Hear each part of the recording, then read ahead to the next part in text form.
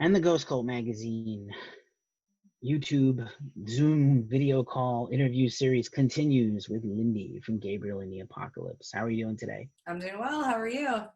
I am great. Thank you so much for being here with us. Um, First and foremost, as excited as I am to get to hear all about you guys and your story and your career, it's just 2020 why is 2020 so extra? Coronavirus, civil unrest, all these things. I hope you are well. I hope your family is well. I hope nobody has been ill in your circle or the band circle. And obviously, if any of you guys have been out, Minneapolis is your hometown. I obviously, if any of you guys have been out involved in the protests or anything, I hope you guys are safe and good. As you hear the sirens of Brooklyn doing me justice. They're coming for me. Go ahead. Yeah, so far so good. So far everyone's healthy. Knock on wood. Good call. Yeah. It's just hard. And I don't want anyone to lose track of the fact that, we're all human beings as much as I love music and this is my whole life. And I want to bring all the artists' stories to the masses as much as I possibly can. We're all still living through this junk Right. together, So I try to be human and because, I've interviewed people who've lost people in the ICU for months and months, and other people have been directly impacted, just because of police brutality or, violence against protesters. So I just try to be sensitive and, I had a couple of artists who were like, I don't really, I'm happy to talk to you, but I'm not really excited to talk about my band. And I was like, I understand. I really understand. But but that being said, and out of the way, you guys have been, despite this mess, you've been making the best of it, put out an awesome new video, still pushing the last record, which we were really hype on. Before this all went to hell, you were touring a bunch and, really putting the road work in. So how's this unfortunate quarantine shutdown pandemic affected you guys? Well, we were on tour with Flaw as this all began to unfold. And, we're just hoping that we were able to finish the tour before it got too bad. Like everything was kind of popping up as we were traveling, and everyone in the band got sick. I don't know what we had, but we all were really sick while we were on the road, like 2 weeks in. We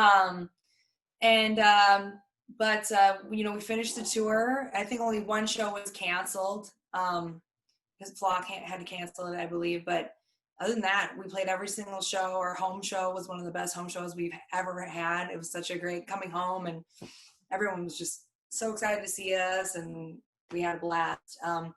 But yeah, we finished the tour, and the good thing is, about Gabriel in the Apocalypse, we're always thinking about like what the next move is. And so when this happened and everything shut down, I think like a lot of bands like just started recording, but we had electromechanical video in our back pocket. It was already done. We had shot that in late October, and we still have another music video and new recordings that we're planning on releasing soon. So it's kind of a good thing that we had all of that in our back pocket, and we're going to start working on new music in September. So we're just going to kind of write it out with electromechanical video and the new things that we have that we've been waiting to release. And everyone's just kind of right now been doing their own thing. We actually haven't even rehearsed since this all started. We've all just been like, okay, well, we're going to take this and do our own thing and come back in September and start recording and jamming new music. Nice. Yeah, I mean, of course, it's tough. You just put a record out right before this all went down, right? Last year. So it's fresh, new to you. You can't be sick of the songs yet, hopefully. And your fans also, are still getting to know you and appreciating this new record, your second. So, and you've had other singles and, like an EP. So, it's kind of hard that you guys got kind of, edged out by the virus, unfortunately, right in the thick of, we caught you guys last year here in New York City. You guys crushed it. So fun live. And I know live is, any band can go in the studio and make a really cool sounding album, but to be able to pull it off live, especially with the energy and the fun you guys bring that I really like. I know it has to be hard to be, not be able to go out and, make your living and also perform. Right. It is because, obviously we love recording and rehearsing, but we absolutely love performing live. We love hanging out with our fans and meeting new fans and just like tearing it up every night. Like it's therapy for us. You know what I mean? We have a ritual. we like to do our Gala dance parties right before we play and dance to some rap music and drink some Jaeger and then just go on stage and just go crazy, you know? So I was talking to Figgles actually the other day. I'm like, man, when we're able to play a show again, it's going to be like unleashing something else. I don't know what's going to happen, but I'm like, because you can already feel it building up. We're just like so like anxious to play, but we know it's just too soon to play right now for us. But I'm excited for when we are able to play live again. Yeah, because that's a huge part of who we are. So, Right. and I just Even miss hanging out with my friends. Like the band, we're like best friends. You know, we love getting in trouble with each other. We love hanging out with each other. So, we're definitely, you know, we have these banter. We're texting each other. Oh, I miss you. You know, I can't wait to tear it up. So, yeah, we definitely miss it. I love to hear that. It's hard to get sick of each other when you're in quarantine, so that's a relief. And because you know the road is hard, and but it is what you love. And yeah, I remember that show very clearly. You guys hung out at the merch table the whole night, and just I love the vibe you guys bring, and so hopefully we'll get it back. I know I'm in New York, so it's still nuts here. I know the Midwest is slowly starting to reopen, but I know it's going to be a minute before we even get small shows. But I agree with you. Like that first show back, even if when you can go to like the local rock or metal bar, that first moment back through the front door, we're gonna be like Vikings. You know, rage. Yeah. In the meantime, you know, it's nice to hear that you guys have plans for more music and another video, which is really cool. We were very fortunate here at Ghost School, appreciated to premiere the video. That was such a fun clip. I know it's a while ago when you made it, but you want to take us back a little bit through the song, like the video and the song? Yeah, it kind of like when I decided that, hey guys, what do you think? I think we need like a party, sexy video. What happened was like, as I said, we do our ritual every time we play a show. We have like what we call a Gala dance party, and we drink and we get crazy, and we have a lot of friends around. And on the Lords of Acid tour that we did with like Orgy and Little Miss Nasty, and we kind of they would call us the party bus band. And pretty soon, all of the bands on the Pretty and King tour were hanging out with us, partying all the time. And they're like, this is just weird. It's never like the opening band that all the bands are on their bus hanging out. But we would just, you know, put the lights on and bang the music and be drinking. And I don't know, it's kind of, as I said, we like to have fun. And I wanted to show that other side of GATA. Like, yeah, we're a serious band and we're very, you know, thought-provoking, but we're also really fun and out there, anything goes kind of band. And so I was like, we just need to have a video of us just partying, like do what we do. Like, let's rent a hotel room, a suite, and let's invite our friends and just see what happens and do what we do. So Nice. it's definitely in our element. It's definitely just us, you know, hanging out. Love it. And actually, we had interviewed Lords of Acid on that tour, and they were very complimentary to you guys. They were big fans. That's awesome. They were like, no, we don't always like the bands we have to bring out with us, but these guys we like. Make sure you write their name down. Remember them. The tour manager, everybody was complimentary, which is nice. You know, it's hard when you. It is. Yeah, we got along. It was a fun tour. Those guys are around for Definitely 35 years. You know, 35 years in music, and anything 35 years is insane. So it's great that they had nice things to say. Right.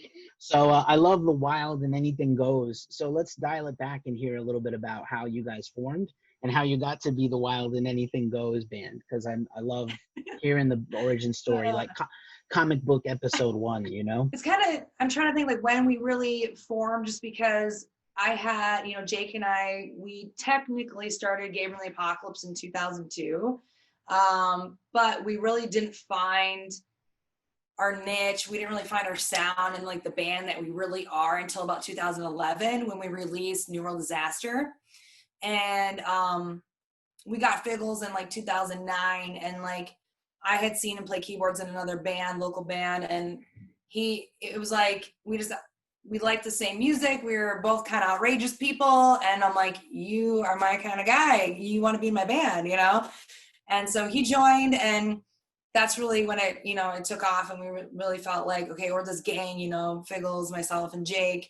And we got Zach about 5 years ago, and then Joey, I think 3 or 4 years ago.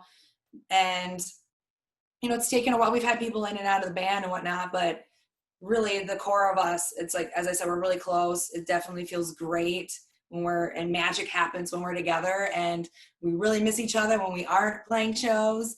And but yeah, then we did, the Ghost Parade with everyone I just mentioned, and then with Alpha Bionic, we just wanted something a little bit more polished, and we got Ulrich Wild to mix and master it, and that was just amazing to have him work on our material.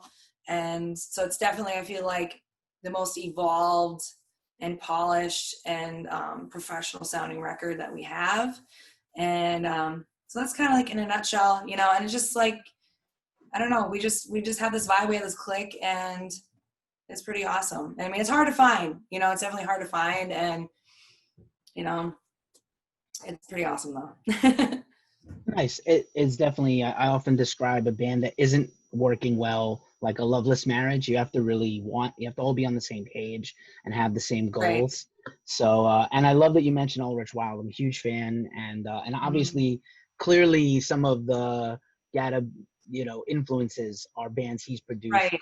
Without a doubt, Static X and, probably OZEP and things like that. So who are some bands that, either personally inspired you or the band draws inspiration from? We all have different influences. Like Figgles and Zach, they like a lot of like rap. And then Joey is more classic, kind of like Guns N' Roses. And Jake likes a lot of Depeche Mode and The Cure. And I love PG Harvey. She's one of my favorites. Nirvana is like one of the first bands that really inspired me growing up. And then Hole, Courtney Love just being like this outrageous female saying exactly what she wants and being loud and obnoxious, and like 9 Inch Nails. I love 9 Inch Nails and Deftones, but we all like a variety of music, and it just it's kind of cool just to mix that in a bag and see what we get. Nice. I love hearing I can't get enough of Courtney Love. It pains me that she never gets really the credit she deserves. She's a genius. Right. A lot of people hate her. Well, yeah. You gotta take the personal stuff aside and just judge the artist. And to me, she's immaculate as an artist. So yeah. And she's just raw, I just love it. Yeah. Yeah, she's the best. And yeah, that's badass. And you have a really distinctive voice. I like that you're not really trying to emulate anybody. You get this really great alto, brassy voice to you, and you ride it. You don't. I talk to a lot of singers, and I have a singing background myself, which is why I'm not a singer anymore. But I do have a background in it, and I often notice that like there's really not a lot of variety in any style of music, not just rock or metal, but there's not a lot of vocal variety and melodic variety. So anybody that is doing something cool and unique with their voice, I'm all about it. So thank you for, taking some chances, especially on the new release last year. Really, I thought like part of that polish, I think, is, some of the stuff you bring. And so I love hearing about your influences. Thank you. Thank you. Yeah, when we were about to track the vocals for that record, I was talking to a producer, and I'm like, I really want to be really open vocally, this time. Just like, let's just try anything, and let's try, even with like electromechanical, that we go up, we go down part. Like normally I'd be like, no, that's too poppy, or that's too, cheesy or whatever. And I'm like, yeah, let's try it. And I was like, yeah, I like it. I'm like, I don't know if the band's going to like it, but I like it, but everyone liked it. It took Jake a little bit to like that part, but now he loves it. Just different. I think electromechanical, that's one of my favorite tracks on that record, is because I feel like it is a real experimental and standout track for us. Right on. I love it. And again, it was really great to see it glow up and blow up, and we were glad to help. So that was cool. Yeah, thank you. We appreciate it. Yeah, right back at you. And teamwork makes the dream work. That's what I like to say. Absolutely. As cheesy as it sounds, but it works. So yeah, obviously, this has been a tough time. You already explained you guys have some future plans. What have you been doing beside music? I hear dogs in the background. What are you just doing? I love all animals, so they're welcome. I have 2 big mastiffs, so they're up front. Like if they see anyone walk by, I mean, they've gone through windows and stuff. They're really protected. They're crazy. But yeah, other than music, I launched my own brand in September, Pink Noise Collections. I make like custom clothing. I have makeup line and So I've been really throwing myself into that and doing a lot of that. And I'm getting a workshop for it in a few weeks. And that's just been fun to be creative in a different way, just like making clothes. And I don't know, it's super fun. I really enjoy it. And I'm trying to think what else. I'm moving, so I took this chance to just like sell my house and move. I've always wanted to have a property with a lot of like acreage because I do animal rescue as well. So now I'll have the land to be able to help more and with animal rescue. So I think that, yeah, there's a lot of things that the band we've been wanting to do, but like couldn't because we're on tour. So we're like, okay, well, since we can't tour, I'm gonna sell my house. I'm gonna do this. I'm gonna that. Figgles, he got he's basically a farmer now, Figs Farms, and he got the agriculture stamp of approval and everything to grow hemp. So he's going to have a hemp farm, and he's been, he just built a greenhouse and everything. And I'm actually going to his farm on Sunday. He's going to teach me how to shoot guns. So that'll be fun. I've never shot a gun before, but he lives on like 30 acres up north. So I'm going to go out, and it'll be cool to hang out with him. As I said, we haven't really hung out much as a band since we got back from tour. But it is, it's kind of nice just for a break too, because we are a band that like constantly going, so it does give everyone a chance to do other things that we've been putting on the back burner, but once we get rehearsing again, it's going to be 100%. And I've been still, even with just to try to keep it rolling, because we don't have any income, we're not playing shows. So I've been, making custom GATA merch and hoodies and vests and things like that. So that's like keeping me busy, and that's been helping the band financially too, to get through this since we're not playing shows. So nice. Yeah. It's very punk. It's very punk rock of you. I love the DIY spirit. Let us know wherever we can follow your clothing and makeup, and even Figs Farm, where we can track and follow all that stuff. We'll link it in the video. Awesome, I appreciate it. And cool. Yeah, that's great. It's important to stay kind of like, self-care is important. It's important to work your other streams. The music industry is going to be it's going to be a while before we get it all back. I hope we will. I think we will. But it's going to be a minute. Yeah. Not to get all sad at the end, but I know I'm sad. I just want to do a rad shit with my friends, man. I hear you. We'll pick it back up with a strong finish with a wild card question, because I love wild card questions. So yeah, this is gonna be easy. Don't worry. The two that I like to ask. The first one is like, what was the first thing you like, either a song or an artist? And you mentioned a few already, but what was like that aha moment that you wanted to sing? Because I love to hear about that. Okay, so my parents, they've been in bands even before I was born. So like, I just kind of grew up with it. I remember when I was probably like, 4 or 5 years old, I would take my mom's performing clothes and like wear her clothes and her makeup, and I would always be singing. And when I was 9, I started like a dance and singing group called Legacy Jungle. I was 9 years old. I have videos. It's embarrassing. But it was like more like kids stuff. But then honestly, when I saw Smells Like Teen Spirit on MTV as a kid, it was like, whoa, what is this? And that's when I started playing guitar and started playing bass. And I started my own band, started playing shows by the time I was 13, so we were like kind of like a grunge, kid band, and, playing the talent shows and stuff in like 7th grade, and playing American Legion as a teenager. But yeah, that was definitely like, that's what I want to do. Cause I always sang, but it was like when Nirvana came, I don't know. I just love like the honesty and the passion and the rawness to the grunge music, so that's really what did that for me. And then I saw Marilyn Manson in concert as a teenager, and that kind of changed me a little bit from the grunge to like, whoa, what is this, And I was 14 years old, and I was picked out of the crowd to go backstage and meet all Manson. So like, that just is like, it changed my life, meeting him at such a young age. And so it put me on a different path, and just being a little bit darker, more thought-provoking, and really just expanding on like the art of it, because not just like the music, you know, it's like, it's a bigger package. It's more than that, you know? So that's why with GATA, we're just,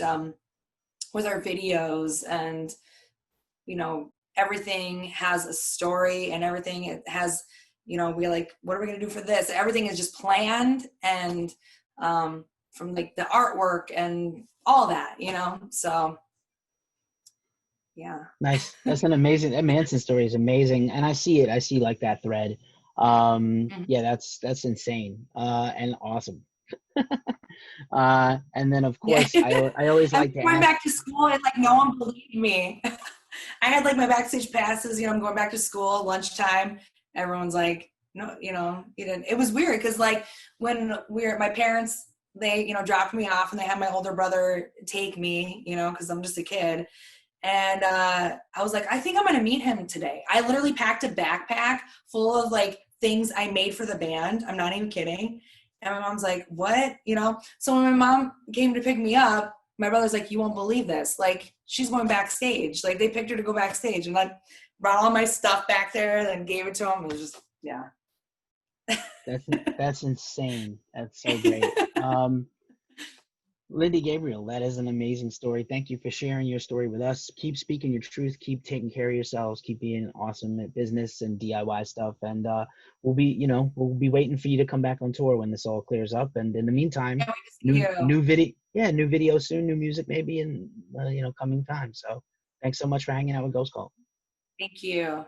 Thank We'll you. talk to you soon. Thanks so much. Peace. Yeah, take care.